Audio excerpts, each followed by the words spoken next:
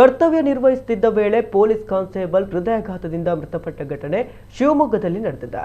ಮೃತಪಟ್ಟವರನ್ನ 26 ವರ್ಷದ ಈರಣ್ಣ ಗುಡಾದಾರ್ ಎಂದು ಗುರುತಿಸಲಾಗಿದೆ.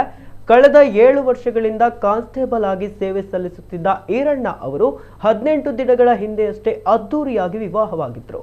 ಕರ್ತವ್ಯದ ವೇಳೆ ಏಕಾಏಕಿ ಕುಸಿದು ಬಿದ್ದ ಅವರನ್ನ ಸ್ನೇಹಿತರು ಆಸ್ಪತ್ರೆಗೆ ಕರೆಯುತ್ತಿದ್ದ ವೇಳೆ ದಾರಿ ಮಧ್ಯೆಯೇ ಅವರು ಕೊನೆಯುಸಿರೆಳಿದ್ದಾರೆ.